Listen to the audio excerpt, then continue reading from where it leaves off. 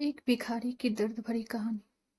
हर दिन एक भिखारी दरवाजे के पास आकर भीख मांगता था और घर का मालिक हमेशा घर के बाहर आते ही उसे देखकर फिर जाया करता था। कई बार उसके लिए गालियां भी बकता। वो कहता, तू जिंदा ही क्यों है? पूरी जिंदगी ऐसे ही भीख मांगेगा क्या? धरती का बोझ क्यों बना बैठा है? और कभी कभी उस भिखारी को गुस्से में वह धक्का भी मार दिया करता था।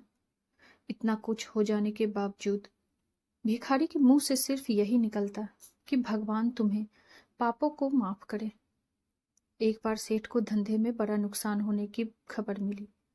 सेठ बहुत परेशान था कि तभी उसके दरवाजे पर वही भिखारी आया। गुस्से में अपना आपा खोते हुए सेठ ने उस भिखारी को पत्थर दे मारा।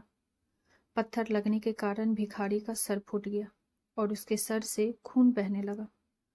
फिर भी दर्द से कराहते हुए भिखारी ने इतना ही कहा, भगवान तुम्हारे पाप को माफ करे।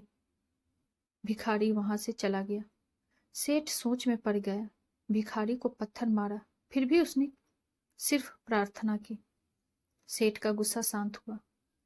शेर का भिखारी का रहस्य जानने के लिए सेठ ने भिखारी का पीछा करना शुरू कर दिया।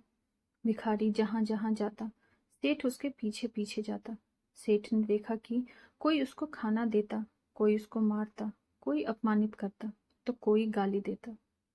लोग भिखारी के साथ चाहे जैसा व्यवहार करे, लेकिन भिखारी सबके लिए एक ही प्रार्थना करता, भगवान तुम्हारे पाप को माफ करे। अब रात होने को आई थी। भिखारी अपने घर जाने के लिए लौटा। वो अपने घर पहुंच गया, लेकिन सेठ अब भी उसका पीछा कर ही रहा था। एक पुरानी टूटी हुई खटिया पर एक बूढ़ी औरत लेटी हुई थी।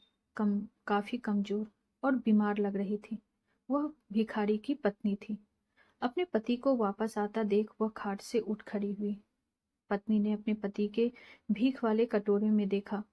उसमें सिर्फ आधी बासी रोटी थी। उसे देखकर वह बोली, आज बस इतना ही मिला? और हाँ, आपके सिर से खून निकल रहा है, ये चोट कैसे लगी? बूढ़ा भिखारी बोला, आज बस इतना ही मिला। किसी ने कुछ दिया ही नहीं। सबने गालियां दी और एक ने तो पत्थर भी फेंका, इसीलिए मेरा सर फट गया। एक गहरी ठंडी सांस लेकर बूढ़ा भिखारी फिर से बोला, यह मेरे ही पापों का फल है। तुम्हें याद है, कुछ सालों पहले हम कितने अमीर थे? क्या कुछ नहीं था हमारे पास? हमारे पास हर चीज जरूरत से ज्यादा थी, लेकिन हमने कभी दान नहीं किया। और उससे भी बुरा हमने उस अंधे भिखारी के साथ किया जो हमारे द्वार पर भीख मांगने आया करता था। बूढ़ी पत्नी की आंखों में आंसू आ गए। वह बोली, हाँ, हम उस बेचारे अंधे के साथ बहुत बुरा करते थे।